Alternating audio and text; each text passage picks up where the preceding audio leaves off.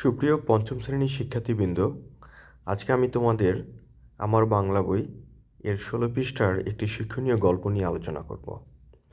চলো আমরা গল্পটি পড়ি, তারপর আমরা ব্যাখ্যা করার চেষ্টা করি। তো গল্পের শুরুতে আমি বলি, প্রথমে তোমরা একটা ছবি দেখতে পাচ্ছ। এটা হচ্ছে একটা হাতির ছবি, বড় যেটা দেখো, হাতির সুরের মাঝখানে একটা হরিণ আছে, আর নিচে বনের অন্যান্য প্রাণী আছে। তারপর নিচে আরেকটা ছবি আছে, যেখানে দেখা যাচ্ছে হাতি পানিতে নামতেছে, নদীর পানিতে, আর মাঝখানে শিয়াল, সে হাসতেছে। ওকে, দেখি একটা মজার কাহিনী আছে, যেটা আমাদের জীবনে অনেক কাজে লাগবে। আমরা এই গল্পটি দেওয়ার কারণই হচ্ছে যাতে আমরা এখান থেকে অনেক কিছু শিখতে পারি। সেটা কি আমরা এই গল্পের শেষে বলবো। ওকে, তো চলো আমরা শুরু করি। তোমরা চাইলে বই নিয়ে আমার সাথে পড়তে পারো। হাতি আর শিয়ালের গল্প। সে অনেক দিন আগের কথা। চারদিকে তখন কি সুন্দর সবুজ বন, ঝোপঝাড়, আর দিগন্তে ঝুঁকে পড়া নীল আকাশের ছোঁয়া। মানুষ ও প্রাণীরা ছিল খুব শান্তিতে। আচ্ছা, আমি বলে নেই এখনই। সে অনেক দিন আগের কথা মানে হচ্ছে অনেক আগেকার কথা, যখন প্রকৃতির নেচার অনেক সবুজ ছিল, ঝোপঝাড় ছিল, আর দিগন্তে ঝুঁকে পড়েছিল নীল আকাশ। নীল আকাশ মানে হচ্ছে আমরা যে আকাশ দেখতে পাই, আর দিগন্ত মানে হচ্ছে যেখানে আকাশ এবং মাটি যেখানে মিশে গেছে। আমরা যে অনেক সময় দেখি না যে আকাশ মাটির নিচের দিকে ঢুকে যাচ্ছে, বিশেষ করে সমুদ্রের তীরে, বা আমরা যখন খোলা মাঠের দিকে তাকাই তখন দেখি যে আকাশ আর গাছপালা মিশে গেছে, এরকম একটা অবস্থা। তখন মানুষ এবং প্রাণী খুব শান্তিতে ছিল। ওকে, তারপর কি হলো?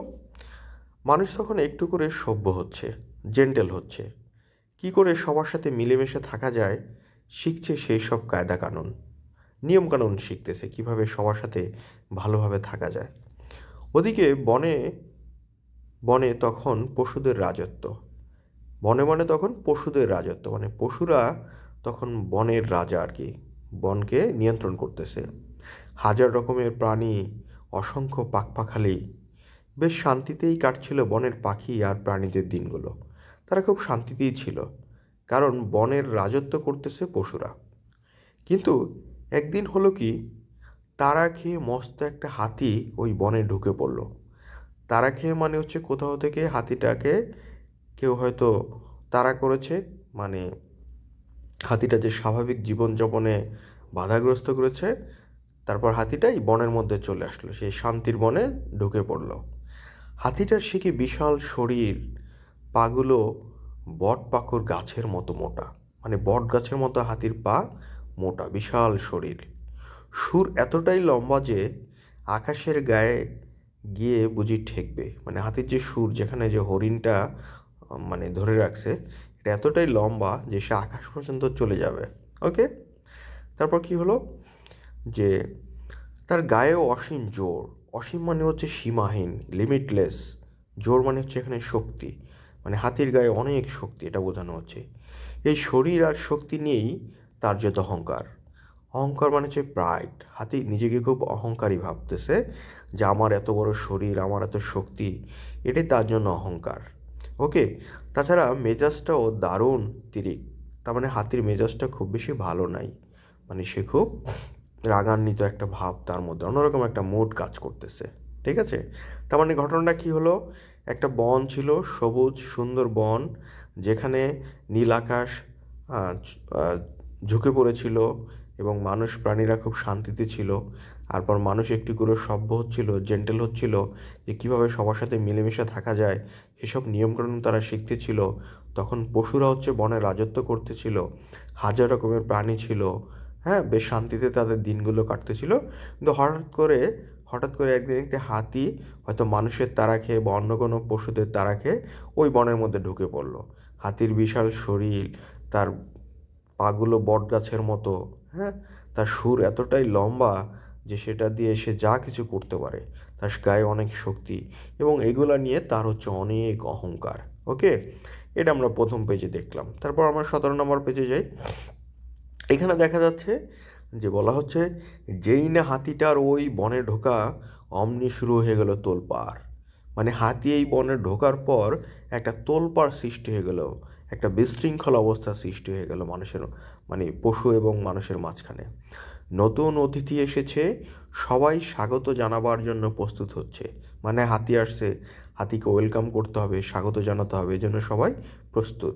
কিন্তু দুষ্টু হাতিটার তখন সে কি তুলকালাম কাণ্ড। তুলকালাম মানে হচ্ছে সে একটা মানে বিশৃঙ্খল একটা হই হুল্লোড় অবস্থা সৃষ্টি করে ফেলছে, কেওয়াস সৃষ্টি করে ফেলছে। খুব জোরে গলা ফাটিয়ে দিল, প্রচণ্ড একটা হুঙ্কার। হুঙ্কার মানে হচ্ছে বিশাল রকমের শব্দ করলো হাতি। থর থরে কেঁপে উঠল সমস্ত বন।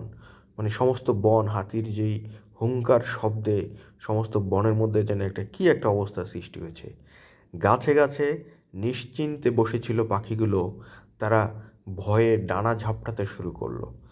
গাছের মধ্যে যে পাখিগুলো ছিল নিশ্চিন্তে, তারা এই হাতির শব্দে হুঙ্কারে তারা ডানা ঝাপটাতে শুরু করলো।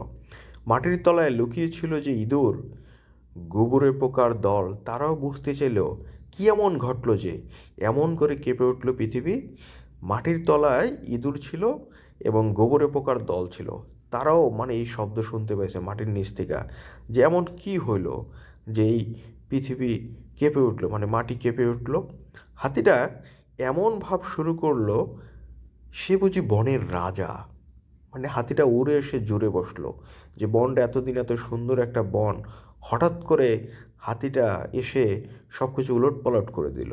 যেমন আমরা যেই বাসায় থাকি, হঠাৎ করে যদি বাইরে থেকে এসে এখানে খবরদারি শুরু করে আমাদেরকে নিয়ন্ত্রণ করা শুরু করে, কন্ট্রোল করা শুরু করলে তাহলে কি একটা অবস্থা হবে, সেরকম একটা অবস্থা। তারপর গুরুগম্ভীর ভারিক্কি চালের কেশর দোলানো প্রবল শক্তিধর সিংহ। তার মানে সিংহকে বলা হচ্ছে লায়ন, দেখ কিং বলা হয় লায়নকে, সে গুরু গম্ভীর, হ্যাঁ, প্রবল শক্তি সিংহ। সেও বেশ অবস্থা একটা ভালো না, সেও হাতিটার কাছে আসতে ভয় পায়। সিংহ হাতির কাছে আসতে ভয় পায়, বলা হয় বনের রাজা হচ্ছে সিংহ। হালুম বাঘ মামা, সেও হাতিটার কাছে ঘেঁষতে চায় না। বাঘ মামা যে রয়্যাল টাইগার যেটা, হ্যাঁ, সেও হাতির কাছে আসতে চায় না। বনের সবাই ভয়ে তটস্থ, শঙ্কিত, কখন জানি কী হয়। মানে হাতির আচার আচরণ, হাতি যে পরিমাণ শব্দ করতেছে, হুঙ্কার দিতেছে, সেখানে বাঘ ভয় পাচ্ছে, সিংহ ভয় পাচ্ছে, হ্যাঁ, মাটির নিচের ইঁদুর, গোবরে পোকার দল, তারাও ভয় পাচ্ছে। কি একটা অবস্থা। একবার হাতিটা নিরীহ একটা হরিণকে ছুঁড়ে ফেললো দিলে দূরে, যেটা যে আমরা প্রথম ছবিতে দেখলাম যে হাতির সুরে একটা হরিণ, হ্যাঁ, ডিয়ার আছে, তাকে ছুঁড়ে ফেলে দিল। আরেকবার ছোট্ট একটা খরগোশকে পায়ের তলায় পিষে মেরে ফেললো। খরগোশকে হাতি পায়ের তলায় পিষে মেরে ফেললো। সেই থেকে বনের কোনো প্রাণী হাতিটার ছায়াও মারাতো না। মানে এই ঘটনা জানার পর বনের কোনো প্রাণী হাতির কাছে আর আসতে চায় না। দিনে দিনে হাতিটা হয়ে উঠলো আরও অহংকারী। জানি যত দিন যাচ্ছে হাতির অহংকার, হাতির দেমাগ, হাতির মানে গায়ে যত শক্তি হাতির, সেজন্য হাতির অবস্থা মানে হাতির কাছে কেউ আসতে চাচ্ছে না। এই নিয়ে বনের কারো মনে শান্তি নেই, সবাই খুব ভয়ে আছে যে কী ছিলাম, কি হয়ে গেলাম। কিন্তু এভাবে কি দিন যায়? এক সন্ধ্যায় বনের সব প্রাণী এসে জড়ো হলো সিংহের গুহায়। এটা মনে রাখো যে কোথায় জড়ো হলো, সিংহের গুহায় জড়ো হলো। ওকে, বনের সমস্ত প্রাণী আসলো সিংহের কাছে, কারণ সিংহ হচ্ছে বনের রাজা, তাই তার কাছে আসলো। এর একটা বিহিত চাই, সবার মুখে এক কথা, যে এর একটা সমাধান করতে হবে। সবাই কথা বলল। বাঘ, ভালুক, সিংহ, বানর, হরিণ, বনবিড়াল, শিয়াল, সবাই শলা পরামর্শ করতে বসলো। শলা পরামর্শ মানে হচ্ছে আলোচনা করতে বসলো, অ্যাডভাইস নিতে হবে যে এখান থেকে আসলে বাঁচার উপায়টা কী। শেষে সবাই মিলে শিয়ালের ওপরেই ভার দিল হাতিকে সামলানোর। কারণ শিয়াল হচ্ছে সবচেয়ে ধূর্ত বা বুদ্ধিমান, এই জন্য শিয়ালের উপর সবাই দায়িত্ব দিল যে হাতিকে কীভাবে কন্ট্রোল করা যায়, সামলানো যায়। ওকে, হাতিকে সামলানোর দায়িত্ব দিল শিয়ালের উপর। এবং তারা কোথায় জড়ো হয়েছিল? সিংহের গুহায়। ওকে, তারপর একদিন শিয়াল ভয়ে ভয়ে হাজির হলো হাতির আস্তানায়। শিয়াল গেল হাতির কাছে, যে কেউ তো হাতির কাছে যায় না, এবার শিয়াল গেল, লেজ গুটিয়ে একটা সালাম দিল। হ্যাঁ, বুদ্ধিমান তো, লেজ গুটিয়ে একটা সালাম দিল, বলল, আপনিই তো বনের সবচেয়ে শক্তিশালী প্রাণী। হাতিকে বলতেছে, কে বলতেছে? শিয়াল বলতেছে you are the strongest animal, যে আপনি তো বনের সবচেয়ে শক্তিশালী প্রাণী, আপনি আমাদের রাজা, ইউ আর আওয়ার কিং। এই দেখুন, হ্যাঁ ওই দেখুন, যে শিয়াল বলতেছেন ওই দেখুন নদীর ওপারেই সবাই উদ্গ্রীব হয়ে বসে আছে। উদ্গ্রীব মানে সবাই আপনার জন্য অপেক্ষা করতেছে, হ্যাঁ অপেক্ষার প্রহর গুনছে সবাই আপনার জন্য। তারা আপনাকে রাজা হিসেবে বরণ করে নিতে চায়, হ্যাঁ they will welcome you as a king. হ্যাঁ তারা আপনাকে রাজা হিসেবে বরণ করে নিতে চায়, রিসিপশন দিতে চায়। হাতি তো শিয়ালের কথা শুনে মহা খুশি। হাতি খুশি হয়ে গেছে যে আমাকে ওয়েলকাম দিবে। এরপর আচ্ছা চলো বলে সে শিয়ালের সাথে হাঁটা শুরু করলো। শিয়াল কোনো কিছু চিন্তা করলো না, সে তো অহংকারী, তার গায়ে অনেক শক্তি। সে শিয়ালের সাথে চলো বলে হাঁটা শুরু করলো। নদীর পাড়ে এসে শিয়াল বলল, শিয়াল তো চালাক, সে নদীর পাড়ে এসে বলল, এই আমি নদী সাঁতরে পার হচ্ছি, আমি নদী সাঁতরে পার হচ্ছি, আপনি আসুন। শিয়াল হাতিকে বলতেছে যে আমি নদী সুইম করে পার হবো, সাঁতরে পার হবো, আপনি আসুন। এই বলে শিয়াল নদীতে দিল ঝাঁপ। শিয়াল নদীর মধ্যে নেমে গেল। হাতি ভাবলো, পুচকে শিয়াল যদি নদী পার হতে পারে, পুচকে মানে হচ্ছে সে, মানে কি বলা যায়, তাচ্ছিল্য করে পুচকে বলতেছে, ছোট্ট শিয়াল, সে যদি নদী পার হতে পারে আমি পারবো না কেন? সেও নদীতে নেমে পড়লো। হাতিও শিয়ালের দেখা দেখি নদীতে নেমে পড়লো।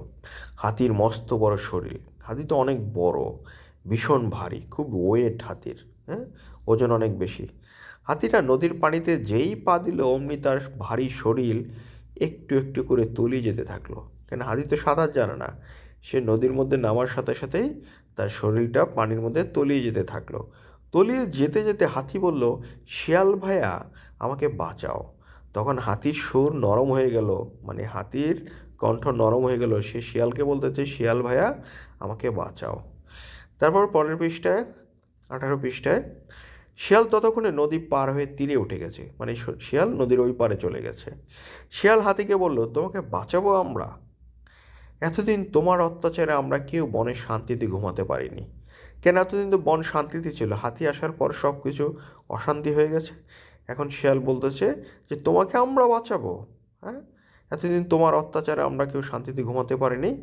বনের যত প্রাণী ছিল সবাই শিয়ালের কথার প্রতিধ্বনি করে সমস্বরে বলে উঠল। বনের সমস্ত প্রাণী সবাই শিয়ালের সাথে বলে উঠল, ঠিক বলেছ শিয়াল ভাইয়া, দেখব না আর হাতির ছায়া, আমরা এখন মুক্ত স্বাধীন, নাচছি সবাই তাধীন তাধীন।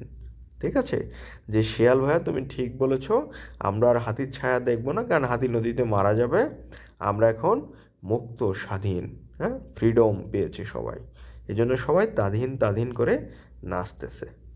ঠিক আছে, তাহলে এই গল্পের শিক্ষাটা কি, আসলে এই গল্পের লেসনটা কি, আমরা কি দেখলাম? যে হাতি আর শিয়ালের গল্প আমাদেরকে কেন দিয়েছে? এজন্য দিয়েছে যে আমরা যাতে নিজের শক্তি সামর্থ্য নিয়ে অহংকার না করি। এমন হতে পারে যে আমাদের যার কাছে, অনেকের কাছে অনেক বেশি টাকা পয়সা আছে, আর অনেকে আছে যাদের বাবা বা ফ্যামিলি অনেক রিচ, বড়লোক, এই জন্য তাদের অনেক অহংকার, হ্যাঁ ভালো জামা কাপড় পরে, হ্যাঁ দামি জামা কাপড় পরে, গাড়িতে চড়ে, হ্যাঁ দামি রেস্টুরেন্টে খেতে যায়, দামি দামি ফোন ইউজ করে, হ্যাঁ এই জন্য তারা আর চারপাশে যারা হ্যাঁ একটু গরিব বা মধ্যবিত্ত, নিম্ন মধ্যবিত্ত, হ্যাঁ যাদের ফোন নাই, দামি কাপড় চোপড় নাই, গাড়ি নাই বা ভালো বাড়ি ঘর নাই, হ্যাঁ তাদেরকে যাতে আমরা তুচ্ছ তাচ্ছিল্য না করি, কারণ আমাদেরও বিপদ আসতে পারে। এই জন্যই বলা হয়েছে যে এই গল্পের মূল হচ্ছে যে অহংকার হচ্ছে পতনের মূল। আমরা নিজেদের যা আছে তা নিয়ে অহংকার করব না। ঠিক আছে, এটাই আসলে এই গল্পের মূল কথা। তোমরা যদি কোথাও বুঝতে সমস্যা হয় তাহলে প্রশ্ন করতে পারো। ঠিক আছে, এই যে এখানে প্রবল শক্তিধর কাকে বলা হয়েছে, বনের পশুদের উপর অশান্তি নেমে আসার কারণ কি, গল্পে মুক্ত স্বাধীন বলতে কী বোঝানো হয়েছে, এই প্রশ্নগুলো তোমরা এই গল্পটা পড়ো, বা না বুঝলে আমাকে প্রশ্ন করো, আমি এগুলো উত্তর দিব। আমরা যে 5 নম্বরের টিক চিহ্ন এটা একটু করে ফেলি। বনের সব প্রাণী কার কাছে এসে জড়ো হলো? হ্যাঁ, অপশন 1 বাঘ, শিয়াল, হাতি, সিংহ। সিংহের গুহায় গেছিল, 4 নম্বর হবে এটার উত্তর। কার জন্য বনে আবার শান্তি এলো? বনে শান্তি এলো হচ্ছে শিয়ালের জন্য শান্তি এলো। তারপরে গ নম্বর, হাতির অত্যাচার থেকে বাঁচার জন্য কেন শিয়ালকে দায়িত্ব দেওয়া হলো? এক হচ্ছে শিয়াল সাঁতার জানে, 2 শিয়াল খুব সাহসী, 3 শিয়াল বুদ্ধিমান, 4 হচ্ছে শিয়াল হাতির বন্ধু। কোনটা হবে? 3 নম্বরটা, শিয়াল বুদ্ধিমান। ঠিক আছে। তারপর ঘ, হাতির করুণ পরিণতির জন্য দায়ী কোনটি? এক হচ্ছে হাতির অহংকার, 2 হাতির লম্বা সুর, 3 হচ্ছে হাতির ভারী শরীর, 4 হচ্ছে হাতির বোকামি। এটা হচ্ছে 1 নম্বরটা, হাতির অহংকার। যেটা বলা হচ্ছে এই গল্পের মূলই হচ্ছে অহংকার হচ্ছে পতনের মূল, আমরা কখনো অহংকার করব না। হাতিকে বাঁচানোর জন্য কেউ এগিয়ে এলো না কেন? 1, হাতির অত্যাচারের জন্য, 2 হাতি খুব বড় বলে, 3 হচ্ছে হাতির ভয়ে, 4 হচ্ছে হাতির সাঁতার জানে বলে। না, এটা হচ্ছে 1 নম্বরটা, হাতির অত্যাচারের জন্য কেউ তাকে বাঁচানোর জন্য এগিয়ে এলো না। তার মানে হাতি কী হলো? পানির মধ্যে মারা গেল। ঠিক আছে। তাহলে এই গল্পের মূল বিষয়টা হচ্ছে আমরা যদি আজকে অহংকার করি আমাদের পতন আসতে পারে, কারণ আমরা আজকে যেটা আছে সেটা কিছুদিন পরে আমার নাও থাকতে পারে। ঠিক আছে, এই জন্যে এই গল্পটা দেওয়া। তো ঠিক আছে বন্ধুরা, আবার পরবর্তীতে তোমাদের সাথে অন্য গল্প বা কবিতা নিয়ে আলোচনা করা হবে। তোমরা যারা এখনও আমার এই চ্যানেলটি সাবস্ক্রাইব করো নাই, অতি দ্রুত পরবর্তী ভিডিও দেখার জন্য বা আগের ভিডিওগুলো দেখার জন্য সাবস্ক্রাইব করে নাও। ধন্যবাদ।